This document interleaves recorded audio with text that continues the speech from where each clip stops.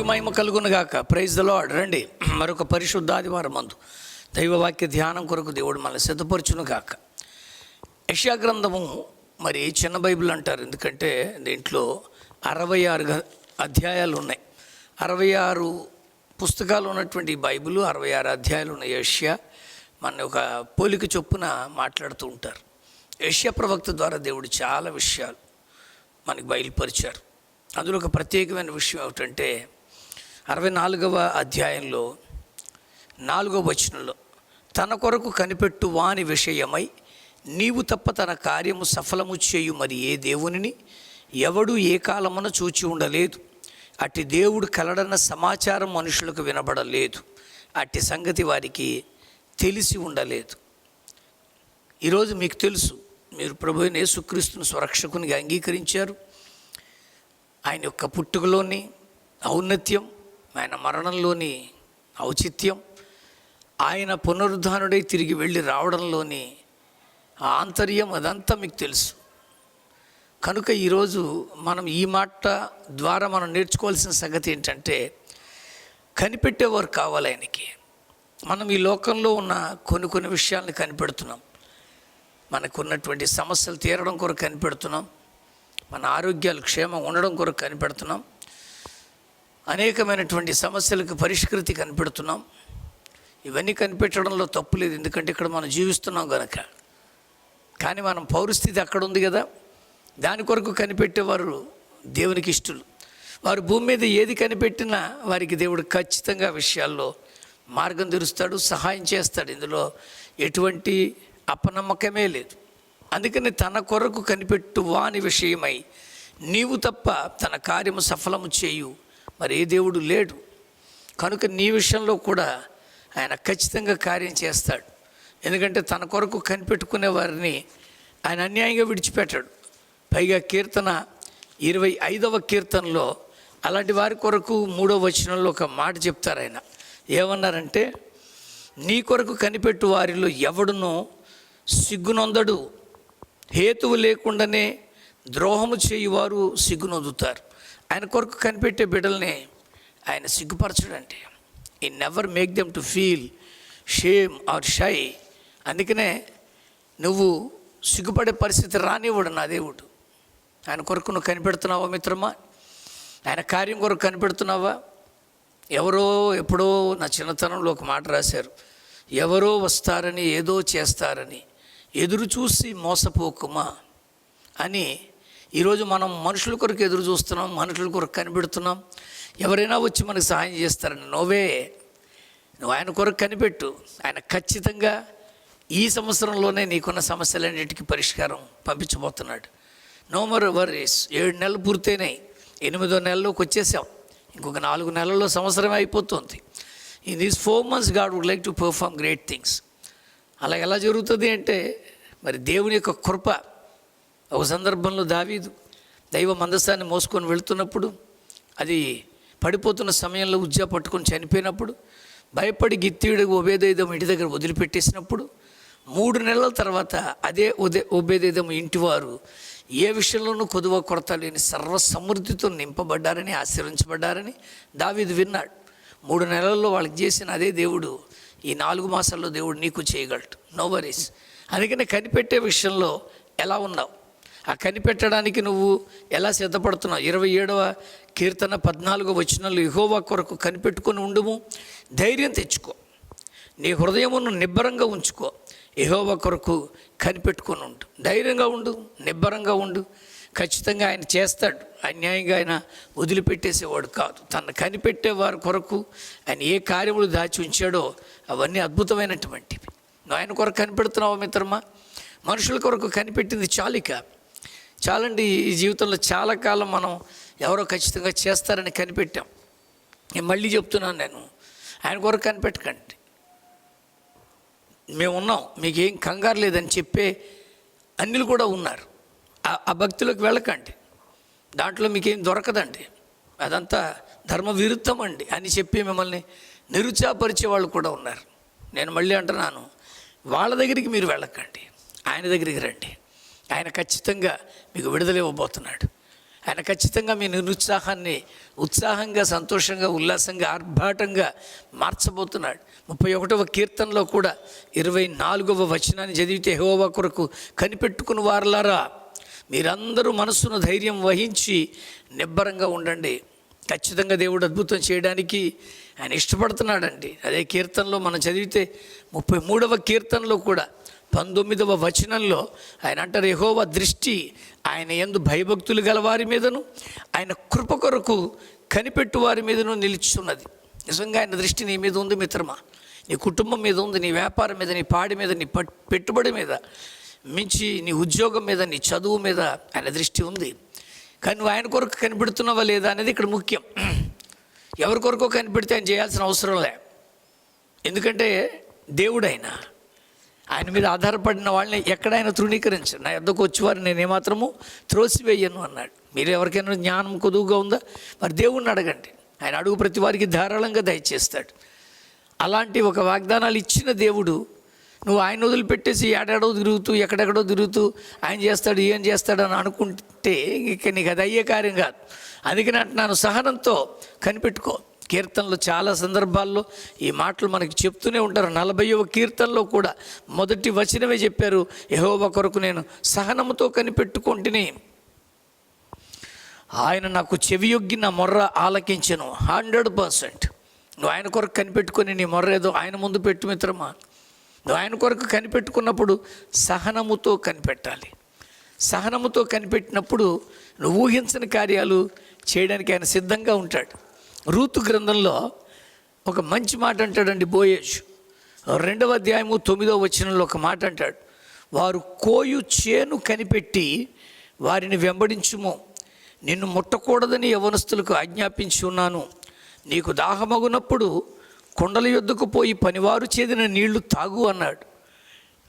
Ruth జీవితం అండిది. ఈ Ruth గ్రంథంలో రూతు మరి ఎంత అద్భుతమైన క్యారెక్టర్ అంటే, తన షీ లాస్ట్ హర్ హస్బెండ్, తన భర్తను పోగొట్టుకుంది. అయితే అత్తగారైన నయోమి రూతు గారితోనూ ఆమె తోటికోళ్ళైన వర్ఫతోనూ అంటారమ్మా, మీరిద్దరు కూడా యవ్వన కాలంలో ఉన్నారు కనుక మరలా మీకు వివాహాలు చేసుకోవడానికి అవకాశం ఉంది కనుక మీరు వెళ్ళండి, మీరు వెళ్ళి మీ జీవితాన్ని మీరు జీవించండి అన్నప్పుడు ఆవిడ అంటది, రూతు గారు, అత్తయ్య గారు, నా వెంబడి రావద్దని కానీ, నన్ను విడిచిపెట్టమని కానీ నన్ను బతిమాలుకోవద్దు. మీరు ఎక్కడికి వెళ్తారో నేను అక్కడికి వస్తాను, మీరు ఎక్కడ నివసిస్తారో నేను అక్కడ నివసిస్తాను. నీకు ఏ జనం ఉన్నారో వాళ్ళే నా జనం, మీకు ఏ దేవుడు ఉన్నాడో ఆయనే నాకు దేవుడు. మీరు ఎక్కడ మృతి పొంది పాతి పెట్టబడతారో నేను కూడా అక్కడే పాతి పెట్టబడతాను. సంపూర్ణమైన నిశ్చయితతో పలికిన మాటలండి. అన్ని దేవుడు వింటున్నాడు, దేవుడు చూస్తున్నాడు. ఆవిడని వదిలేలేదండి. ఎందుకంటే ఈవిడికంటే ఆవిడ బాధలో ఉన్నారు. ఎందుకంటే ఈవిడికి భర్తే పోయాడు, కానీ ఆవిడికి భర్త పోయాడు, 2 కొడుకుల్ని పోగొట్టుకున్నటువంటి దుస్థితిలో ఆవిడ ఉంది. ఇంకా చెప్పాలంటే ఈవిడికంటే అపార నష్టంలో ఆవిడ ఉంది. ఆ కష్టకాలంలో రూతు వదిలేయడానికి ఇష్టపడలే. రూతు ఆమెను ప్రేమించింది, నేను మీకు తోడుగా ఉంటానంటే. ఆఖరికి వారిద్దరూ యవల కోత ఆరంభంలో బెత్లెహేము చేరారని వాక్యం ఉంది. అలా చేరినప్పుడు ఎంత అద్భుతమైనటువంటి మాటలంటే, మోయాబురాలైన రూతు అంటుంది, అత్తగారు మీరు అంటే మీరు సెలవిస్తే నేను పొలంలోనికి పోయి ఎవని కటాక్షం పొందగలను వారి వెనక పరిగెనేరుకొందును అని నయోమితో చెప్పగా, ఆమె నయోమి వెళ్ళమ్మా అన్నారు. కాబట్టి ఆమె వెళ్ళి పొలంలోనికి వచ్చి చేను కోయి వారి వెనక పొలంలో ఏరుకొనెను. కేవలము తన అత్తకింత అన్నం పెట్టాలి, తన ఆహారం తీసుకోవాలి, ఏ కల్మషము లేనటువంటి ఒక మంచి హృదయంతో వెళ్ళిందండి ఆ పొలంలోకి. పైగా ఆ పరిగెలు ఎత్తుకునేవారు ఎత్తుతున్నప్పుడు, దించుతున్నప్పుడు గింజలు రాలిపోతాయి. వాటిని ఏరుకోవడానికి ఈవిడ వెళ్ళిందండి. She never expect that she is going to receive a great reward after all these. గొప్ప స్థితిని ఆమె పొందబోతుందని ఆమె ఊహించలే. కానీ ఆమెలో ఉన్నటువంటి సీరియస్నెస్, ఆ ఓర్పు, ఆ సహనం, ఆ కనిపెట్టే విషయంలో ఆమె గబగబా వెళ్ళి ఆ పరిగెలు లాగేసుకోలేదు, లేకపోతే వాటిలోంచి గింజలు తెంచేలేదు. అనుకోకుండా అవి ఎత్తుతున్నప్పుడు తల మీద పెట్టుకొని తీసుకొని వెళుతున్నప్పుడు పడిపోతున్న గింజలు ఎదుర్కోవడానికి వచ్చింది. That is a beautiful thing. కాబట్టి ఆమె వెళ్ళి పొలంలోనికి వచ్చి కోయివారి వెనక పొలంలో ఏరుకొని, ఆ పొలంలో ఆమె పోయిన భాగము బోయేజ్ది. ఇలాగ ఈమె ఏరుకుంటూ ఉండగా బోయేజు వచ్చారు. వచ్చి అక్కడ ఆ పని చేస్తున్న వాళ్ళందరినీ చూశారు. నాకు చాలా ఇష్టమైన మాటలండి ఇవి. ఎప్పుడైనా చెప్పున్నా మళ్ళీ చెప్తున్నాను నేను. పని వాళ్ళని చూసినప్పుడు ఒక నవ్వుతో పలకరించేవాడే నిజమైన యజమాని. ఎవరైతే వెనక పని చేస్తున్నారో వారిని అభినందించేవాడే నిజమైన నాయకుడు. నాయకుడు అంటే అక్కడెక్కడో ఉండి కాళ్ళు పట్టించుకోవడం, లేకపోతే ఎక్కడో ఉండి ఒక స్థానంలో కూర్చొని పనులు చేయించుకోవడానికి కాదు. ఆ నాయకుని యొక్క లక్షణాలు యేసుక్రీస్తులో బాగా కనిపిస్తాయి. అందుకని అంటున్నాను, ఆయన నిజమైనటువంటి గురువు. తన శిష్యులతో ఆయన తన సొంత కార్యాలు ఏమీ చేయించుకున్నట్టు ఎక్కడ లేదు. కానీ ఆ శిష్యత్వాన్ని నేర్పడానికి, తగ్గింపు నేర్పడం కొరకు కొన్ని పనులు వారితో చేయించారు. వెళ్ళండి, మీరు వెళ్ళి అద్భుతాలు చేయండి అన్నాడు తప్ప, మీరు వెళ్ళండి నాకు ఒక మంచం రెడీ చేయండి లేకపోతే ఇంకోటి చేయండి అని అనలే. ఎందుకంటే నాయకుడి లక్షణాలు బోయేజు యజమాని. ఆ యజమాని యొక్క లక్షణం ఏంటో తెలుసా? ఆ కోసేవారి దగ్గరికి వచ్చి యెహోవా మీకు తోడే ఉండునుగా కానీ పలకరించాడంటే. మీరు పని చేస్తున్నారు, కష్టపడుతున్నారు, ఆ దేవుడి తోడు లేకపోతే కష్టపడలేము అని ఒక అభినందన చెప్పాడు. ఆ కోసేవారందరూ కూడా, ఆ పరిగెలు ఎత్తుకునే వాళ్ళందరూ కూడా ఒక్కసారిగా తలెత్తి గట్టు మీద ఉన్న యజమాని చూశారు. అప్పుడు బోయేజు వారితో అంటున్నాడు, మీకు తోడే ఉండునుగా కానీ ఆ చేను కోయివారితో చెప్పగా, ఆ చేను కోసే వాళ్ళందరూ ఏమన్నారు తెలుసా? యెహోవా నిన్ను ఆశీర్వదించునుగాక అన్నారు. ఎంత అద్భుతం అండి! యజమాని ఎప్పుడైతే అందరి క్షేమం కోరుతారో పని వాళ్ళందరూ యజమాని క్షేమం కోరుకుంటారు. అలాగున ఆయన వారితో సంభాషించిన తర్వాత బోయేజు కోయివారి మీద ఉంచబడిన పనివారిని చూశాడు. ఆయన పిలిచాడు. ఏమయ్యా, అక్కడెక్కడో ఒక ఆవిడ కూర్చొని ఉంది, ఆవిడెవరు అని అడిగారు. ఆ చిన్నది ఎవరు అని అడగగా, కోయివారి మీద ఉంచబడిన పనివాడు, ఈమె మోయాబు దేశం నుంచి వచ్చిందండి. అదే నయోమి గారు అని ఒక ఆవిడ ఉండేవారు కదా, భర్తతోనూ కొడుకులతోనూ వెళ్ళిపోయి బెత్లెహేమును వదిలిపెట్టి వెళ్ళిపోయింది. తీరా చూస్తే భర్తను కొడుకులను కూడా పోగొట్టుకుంది అని ఆ జరిగిన స్టోరీ అంతా చెప్పుకొచ్చాడు. ఆ కొడుకు యొక్క భార్య ఈమె. అందుకని నయోమి కూడా తిరిగి వచ్చింది ఈ మోయాబురాలే, యవనస్తురాలే అని చెప్పాడు. అప్పుడు వెంటనే ఆమె అంటుంది, నేను కోయివారు వెనక పనుల మధ్య ఏరుకొని కూర్చుకున్నట్టుకు దయచేసి నాకు సెలవు ఇవ్వండి. ఇప్పుడు యజమాని వచ్చాడు అన్నప్పుడు అడగాలండి. అడగకుండా మనం చేయడం అనేది మర్యాద కాదని, సంస్కారం కాదని ఆ స్త్రీకి తెలుసు. అందుకని ఎంతో చక్కగా ఆయన యజమానిని గ్రహించుకుంది. వచ్చేయ్యా ఆ వెనకాల ఏరుకుంటాను నేను అంది. బోయేజుకి చాలా నచ్చిందండి. అప్పుడు ఆయన అంటాడు, తప్పకుండా ఆమె ఏరుకోవచ్చు. ఆమె వచ్చి ఉదయం మొదలుకొని ఇది వరకు ఏరుకొని చూడాను, కొంతసేపు మాత్రమే ఇక్కడ కూర్చుందయ్యా అని నన్ను అడిగింది, నేను చేశాను అని ఎంతో చక్కగా చెప్పినప్పుడు ఆయన అంటాడు, బోయేజు రూతుతో, నా కుమారి నా మాట విను, ఇక్కడే ఏరుకో, ఈ పొలంలో ఏరుకో, వేరొక దాంట్లోకి వెళ్ళకు, అక్కడ నీకు ఇవ్వచ్చు ఇవ్వకపోవచ్చు, ఇక్కడే ఏరుకో, దీనిని విడిచిపెట్టి వెళ్ళకు, దీనిని ఇచ్చట నా పనికత్తల దగ్గర నిలకడగా ఉండు. చాలామందికి ఈ రోజుకి చర్చిలు మారిపోవడానికి కారణం నిలకడలేని స్థితి అండి. ఏదో చర్చిలో ఎవరికో ఏదో గొడవ అయితే చర్చిలో మొత్తానికి ఆపాదించేసి, కాపరికి ఆపాదించేసి చర్చిలు మార్చేసి వాళ్ళు బోల్డ్ మందిని చూశాను నేను. మా సహవాసంలో కూడా చేశారు అలా. కారణం ఏంటంటే నిలకడ లేదండి వీళ్ళకి. They would like to receive something extra. ఏదో పొందేసుకుందాం, ఏదో సాధించేద్దాం, ఏదో మనం అయిపోవాలని అనుకుంటారు. అందుకనే అంటున్నాడు, ప్లీజ్ బీ హియర్, ఇక్కడే ఉండు, ఇక్కడే ఏరుకో, ఇంకో చోట పోబాక, పైగా నిలకడగా ఉండు. ఈరోజు అలా నిలకడగా ఉన్నప్పుడు ఆయన అంటాడు, కోయివారు కనిపెట్టిన వారిని వెంబడించు. నువ్వు కనిపెట్టు, గింజలు పడుతున్నాయో లేదా కనిపెట్టు, పడకుండానే వెళ్ళి అవన్నీ లాగేకు, గింజలు పడుతున్నాయో లేదా కనిపెట్టు, కనిపెట్టిన గింజలన్నీ ఏరుకో అని అంటే ఎంత చక్కగా అంటే. పైగా ఇంకో మాట చెప్తున్నాను, నువ్వు కొంచెం చక్కగా ఉన్నావు, చిన్నగా ఉన్నావు కనుక ఈ ఈ ఈ పని వాళ్ళు ఎవరైనా నిన్నేమైనా గేలి చేయొచ్చు, లేకపోతే సరదాగా నీతో వెట్టకారంగా ఉండొచ్చు, కనుక అలాంటి వాటికి నువ్వు భయపడికి. ఎందుకంటే వాళ్ళందరికీ నేను చెప్పేశాను, కోయివారందరితో చెప్పాను. ఏమని తెలుసా అండి, ఆమెను నిన్ను ముట్టకూడదని ఆ యవనస్తులకి నేను ఆజ్ఞాపించాను. God would like to give you protection. నువ్వు ఉండు, నీకు ఏ అపాయం రాకుండా కాపరి నీ కొరకు ప్రార్థన చేస్తాడు, సంఘం ప్రార్థిస్తుంది. నువ్వు ఊరికే గెంతుకుంటూ ఈ చర్చి కాకపోతే ఆ చర్చి, ఆ పాస్టర్ కాకపోతే ఇంకో పాస్టర్, ఆయన అద్భుతాలు చేస్తున్నాడు, ఈయన ఇచ్చేస్తున్నాడు అనుకుంటూ నువ్వు తిరుగుతున్నంత కాలము పరలోకానికి కూడా ఇలా తిరుగుతూనే ఉంటావు. పోయే అవకాశమే తక్కువ ఉంటుంది. అందుకని నీ కనిపెట్టడం ఏంటి అనేది ఇక్కడ గమనించుకోవాలి. అప్పుడు ఆయన అంటాడు, అసలు ఏంటయ్యా, ఏం చేసింది అసలు ఏమే, ఎందుకయ్యా నా మీద ఇంత కటాక్షం కలిగింది తనకి అని అడిగినప్పుడు, నువ్వు నీ అత్తగారికి ఏం చేసావో అదంతా చెప్పాను నేను, అంతా చెప్పాను నేను, కనుక ఆయనకి నీ మీద అలాంటి ఒక దయ కలిగింది అని చెప్పారు. ఈరోజు దేవుని దయ పొందాలంటే నువ్వు కూడా అంతే మిత్రమా, కనిపెట్టు.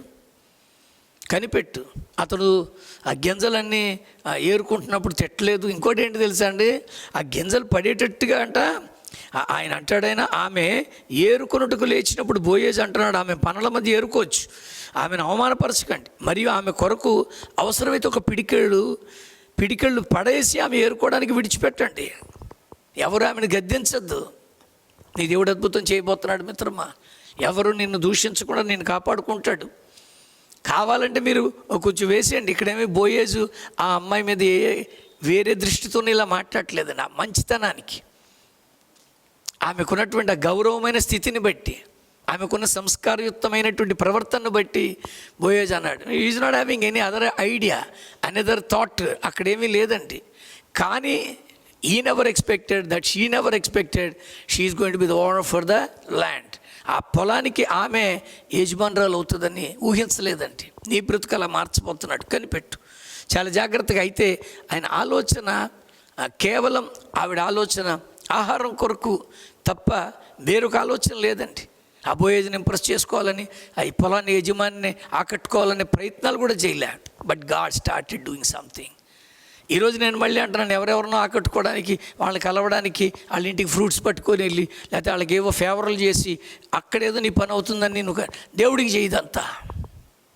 God would like to do something great. అందుకని అంటాడు ఆయన, నువ్వు కొంచెం ఓర్చుకో, ఓపికతో చేసుకో. దేవుని యొక్క వాక్యాల్లో మనం గమనించినట్లయితే ఆయన ఖచ్చితంగా నీ ఎడల తన అద్భుత కార్యాన్ని చేయడానికి సిద్ధంగా ఉన్నాడు. విలాప వాక్యాలని ఒక అద్భుతమైనటువంటి గ్రంథం ఉంది మనకి. ఆ విలాప వాక్యాల్లో 3వ అధ్యాయము 26వ వచనంలో, నరులు ఆశగలిగి యెహోవా అనుగ్రహించు రక్షణ కొరకు ఓపికతో కనిపెట్టుట మంచిది. రూతమ్మ ఓపికతో కనిపెట్టింది కనుకే అద్భుతం చేశాడు. అంత మాత్రమే కాదు, ఆ రూతు బోయేజులకు ఒక బిడ్డను దేవుడు అనుగ్రహించి, ఆ బిడ్డ పుట్టినప్పుడు నయోమి అంటది, నా కొరకు దేవుడు నాకు బిడ్డనిచ్చాడని, నీ ద్వారా కూడా ఫలింపు దయచేయబోతున్నాడు.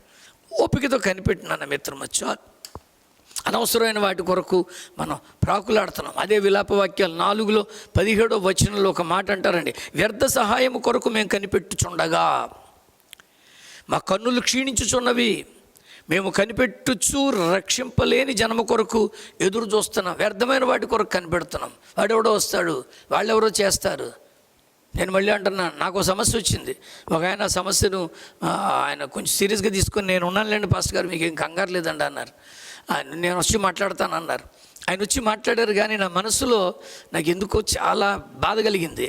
నేను అనవసరంగా దేవుడితో చెప్పడం మానేసి మనుషులతో చెప్తున్నానేంటి అని అనుకొని, ప్రభు నన్ను క్షమించు, ఆయన ఏదో నా సమస్య చూసి ఇన్వాల్వ్ అయ్యాడని కొంచెం ఓపెన్ అప్ అయ్యాను అని ఆయనతో చెప్పాను. సార్, మీరు వచ్చినందుకు వందనాలు, చేస్తున్నందుకు ఇంకా వందనాలు, కానీ దేవుడు ఉన్నాడండి, దేవుడు చేస్తాడండి, ఆయనే నాకు ఈ సమస్య పరిష్కారం ఇవ్వబోతున్నాడండి అని ఆయనతో చెప్పాను. వ్యర్థమైనటువంటి సహాయము మనం ఎదురు చూస్తున్నామండి. వ్యర్థమైన మనుషులు ఎవరో మనకి చేస్తారని కనిపెడుతున్నాం. దానివల్ల మన కన్నులు క్షీణించిపోతున్నాయి తప్ప సహాయం రావట్లే. అదే ఆయన వైపు చూడడం, ఆయన కొరకు కనిపెడదాం. ఖచ్చితంగా ఆయన నువ్వు చూడలేనటువంటి అద్భుత కార్యాలు, నువ్వు ఊహించలేనటువంటి కార్యాలు ఆయన చేయగలడు. అందుకని రోమీలకు రాసినటువంటి పత్రికలో 8వ అధ్యాయంలో 25వ వచనాన్ని నేను జ్ఞాపకం చేస్తున్నాను. మనము చూడని దాని కొరకు నిరీక్షించిన ఎడల ఓపికతో దాని కొరకు కనిపెట్టుదుము. నేను మళ్ళీ అంటున్నాను, రూతమ్మని తీసుకొచ్చి, ఆవిడ ఊహించలేదు ఈ కార్యము. నువ్వు కూడా ఇలా జరుగుతుందని ఊహించలేదు, కానీ జరగబోతుంది. ఏదో చేయబోతున్నాడు దేవుడు. నో వరీస్, కనిపెట్టు. ఏం కనిపెడుతున్నావు నువ్వు, ఎలా కనిపెడుతున్నావు, దేనికోసం కనిపెడుతున్నావు, ఎవరి దగ్గర కనిపెడుతున్నావు అనేది ఇక్కడ నువ్వు ఆలోచించుకోవాలి. ఎందుకంటే అంటున్నాను, ఈ వ్యర్థ సహాయాల కొరకు ఆలోచించి కొంచెం ఓపిక, నిరీక్షణ కలిగి కనిపెడదాం. ఎందుకంటే ప్రియులారా, అదే రోమీలకు రాసిన పత్రిక 16వ అధ్యాయంలో జాగ్రత్త వాక్యం హెచ్చరిస్తోంది. 17వ వచనంలో ఏమన్నారో తెలుసా అండి, సహోదరులారా, మీరు నేర్చుకొనిన బోధకు వ్యతిరేకముగా భేదములు ఆటంకములు కలుగుజేయు వారిని కనిపెట్టి ఉండుడని మిమ్మల్ని బతిమాలుకుంటున్నాను. ఈరోజు మీ భక్తిని నిర్వీర్యం. ఇక్కడే ఉంది పాస్టర్ గారు అండి. ఈయనేం పాస్టర్ అండి, మామూలు పాస్టరు. మా పాస్టర్ గారు అద్భుతాలు చేసేస్తున్నాడు. ఈరోజు క్రైస్తవ్యం చాలా దుర్గతి, అనేకమైనటువంటి నాశన కార్యాలు జరగడానికి ఇవే కారణాలు. పాడు చేసేస్తున్నారండి సేవని. అందరూ ప్రభు రాజ్యాన్ని చేరేవారే. అలాంటి ఆలోచనలు లేరండి. మా సంఘానికి ఎక్కువ, మా మందిరంలోకి ఎక్కువ రావాలి, మేము ఇంకా లావిష్గా బతకాలి. వద్దండి, ఇవన్నీ మనకున్నటువంటి అమాయకమైనటువంటి భక్తితత్వంలోని భాగం. అందుకనే పౌలు భక్తుడు చెప్పేస్తున్నాడు, మీరు నేర్చుకునే బోధకు వ్యతిరేకంగా భేదాలు కలిగించి. మా సహవాసంలో ఒక అతను అలాగే చేశాడు. ఇక్కడ ఉందని భాస్కర్ గారు ఎప్పుడు చూసినా వాక్యం చెప్తాడు, ఒక్క నెల రోజులు మేము పెట్టే సంఘానికి రండి, అద్భుతాలు జరిగిపోతాయి అన్నాడు. ఎన్ని మాటలండి. అందుకనే జాగ్రత్తగా కనిపెట్టండి అని మిమ్మల్ని బతిమాలుకుంటున్నాను అంటాడు. జాగ్రత్త. తెస్సలోనిక సంఘానికి రాసినటువంటి 2వ పత్రికలో కూడా ఇలాంటి ఒక హెచ్చరిక ఇస్తాడంటే పౌలు భక్తుడు రాస్తూ ఆ తెస్సలోనిక సంఘమునకు రాసిన 2వ పత్రికలో 3వ అధ్యాయం 14వ వచనంలో అన్నాడు, ఈ పత్రిక మూలముగా మేము చెప్పిన మాటకు ఎవడైనాను లోబడిన ఎడల అతన్ని కనిపెట్టి అతడు సిగ్గుపడు నిమిత్తము అతనితో సాంగత్యం చేయకండి. ప్లీజ్ వదిలేండి. మిమ్మల్ని డిస్టర్బ్ చేస్తున్నారండి, మీ ఆత్మీయ స్థితిని పాడు చేస్తున్నారు. ఏమండి, ఇది అన్యభక్తి కాదు కదండి. ఇక్కడ కాకపోతే అక్కడ కాకపోతే ఇక్కడ 10 రాళ్ళు విసిరితే ఏదో ఒక రాయి తగలబోతుందా అనే భక్తి కాదు ఇది. మనకున్నది ఒకటే బండ, ఆ బండ క్రీస్తే. మళ్ళీ చెప్తున్నా నేను, ఆ రాయి క్రీస్తే. అందుకని ఆ క్రీస్తు దగ్గరికి రండి, ఆయన కొరకు మనం కనిపెడదాం. ఇప్పుడు మిమ్మల్ని డిస్టర్బ్ చేసేవారికి మీరు దూరంగా ఉండండి. ప్రభు కొరకు, పరలోక రాజ్యం కొరకు, పరమార్థం పొందడం కొరకు మనం కనిపెడదామండి. రోమీయులకు రాసిన పత్రికలో 8వ అధ్యాయంలో 23వ వచనాన్ని కూడా మీకు జ్ఞాపకం చేస్తున్నాను. రోమాపత్రిక 8వ అధ్యాయము 23వ వచనం ఏమనుందంటో తెలుసా? అంతేకాదు ఆత్మ యొక్క ప్రథమ ఫలములను నొందిన మనము కూడా దత్తపుత్రత్వము కొరకు అనగా మన దేహము యొక్క విమోచన కొరకు కనిపెట్టుచూ మనలో మనము మూలుగుచున్నాము. ఎక్కడ సృష్టి ఆయన కొరకు కనిపెడుతుంది, మనం కూడా కనిపెడుతున్నాం, కానీ మూలుగులతో కనిపెడుతున్నాం. ఏదో ఒక రోజు వదిలేసి వెళ్ళిపోతామని అందరికీ తెలుసు, కానీ మనం కనిపెట్టడం అంతా లోక సంబంధమైన కార్యాలే. మాకు అది కావాలి ప్రభు, ఇది కావాలి తండ్రి, వాడు అలా అయిపోవాలి, వీడు ఇలా అయిపోవాలి, మమ్మల్ని హెచ్చించు. ఈ కనిపెట్టడాలు కాదు, ఆయన కొరకు కనిపెట్టాలి. అందుకని ఆయన అంటాడు, మరొక్కసారి అంటున్నాను, ఈ శరీరము విమోచన కొరకు కనిపెడదాం.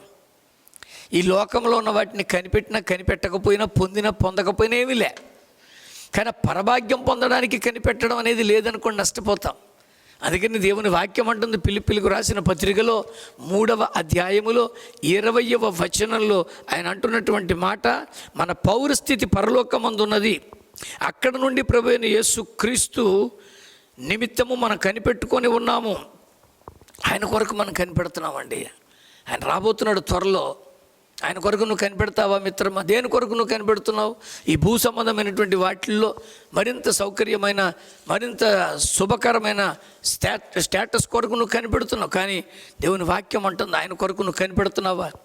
పేతురు రాసినటువంటి 2వ పత్రిక 3వ అధ్యాయం 11లో ఇవన్నీ ఇట్లు లయమైపోవును గనుక ఆకాశములు రవులుకొని లయమైపోవునట్టియు పంచభూతములు మహావేంద్రముతో కరిగిపోవునట్టియు దేవుని దినపు రాకడ కొరకు కనిపెట్టచ్చు, దానిని ఆశతో అపేక్షించచ్చు. మీరు పరిశుద్ధమైన ప్రవర్తనతోనూ భక్తితోనూ ఎంతో జాగ్రత్త గలవారై ఉండాలి. దేవుడు చూస్తున్నాడు, ఏం కనిపెడుతున్నావు? ఈ భౌతికపరమైన లేక లౌకికపరమైన, ఈ శారీరకపరమైన వీటి కొరకే మనం కనిపెడుతున్నాం. ఆయన వచ్చేస్తున్నాడండి. నన్ను నీ రాకడకు సిద్ధపరచు అని కనిపెట్టేవారు కావాలి.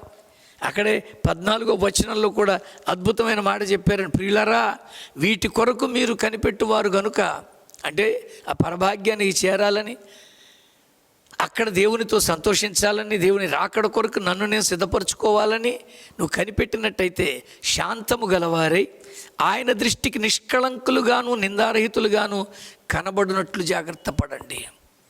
మనం వీటి కొరకు మనం కనిపెడుతున్నాం అనేది ఆయనకి తెలిసిందనుకొని ఆయన సంతోషిస్తాడు. Really these people are waiting for me నా కొరకు, నా రాకడ కొరకు వీళ్ళు కనిపెడుతున్నారని ఆయన ఆనందిస్తాడు. నువ్వు దేని కొరకు కనిపెడుతున్నావు మిత్రమా? ఆయన కొరకు కనిపెట్టి అన్నీ నీకు ఇస్తాడు, no doubt. He will bring everything for you. He is going to fulfil all your needs. అందుకని నీ కనిపెట్టడం దేని కొరకు ఆలోచించి. యూదా పత్రికలో 1వ అధ్యాయంలో 20వ వచనంలో, ప్రియులారా మీరు విశ్వసించి అతి పరిశుద్ధమైన దాని మీద మిమ్మల్ని మీరు కట్టుకొనిచ్చు పరిశుద్ధాత్మలో ప్రార్థన చేస్తూ నిత్య జీవార్థమైన మన ప్రభువు యేసుక్రీస్తు కనికరము కొరకు కనిపెట్టుచు దేవుని ప్రేమలో నిలిచినట్లు కాచుకొని ఉండండి. ఆయన ప్రేమ, ఆ కనికరము మనం కనిపెడితే మనకున్న ప్రతి అవసరత అక్కర తీర్చి నెమ్మది ఇచ్చే దేవుడే ఉన్నాడు. కనిపెడదామండి. అలా కనిపెట్టి దేవుని దగ్గర పొందుకునే బిడ్డలుగా మనం ఉందాం. ఆయన కొరకు కనిపెట్టు వారి విషయమై ఆయన చేయబోయే కార్యములు ఎవ్వరికి కనబడవు, ఆయనకే తెలుసు. కనుక మనం ఆయన కొరకు కనిపెడదాం. ఆయనే అద్భుతాలు చేసి మన నిరీక్షణకు ఫలం అనుగ్రహించునుగాక. పరిశుద్ధుడైన దేవ, మేము కనిపెట్టడం దేని కొరకు ప్రభువా? వ్యర్థమైన వాటి కొరకు కాకుండా పరభాగ్యం చేరున్నట్లుగా నీ రాకడ కొరకు కనిపెడుతూ ఇక లోకంలో మాకున్న ప్రతి అవసరత అక్కర తీర్చబడినట్లుగా నీ కృపా కనికరమును మేము వెంబడిస్తూ యేసుక్రీస్తు నామములో ప్రార్థించి పొందుకుంటున్నాం పరమ తండ్రి. ఆమెన్. తండ్రి, కుమార, పరిశుద్ధాత్మ త్రియేక దేవుని సహాయ సంకల్పాలు ఆయన కొరకు, ఆయన రాకడ కొరకు కనిపెట్టు వారికి తాము కనిపెట్టు ప్రతి విషయంలోనూ విజయం అనుగ్రహించినట్లు సదా తోడే ఉండి నడిపించునుగాక. Amen. God bless you. Praise the lord.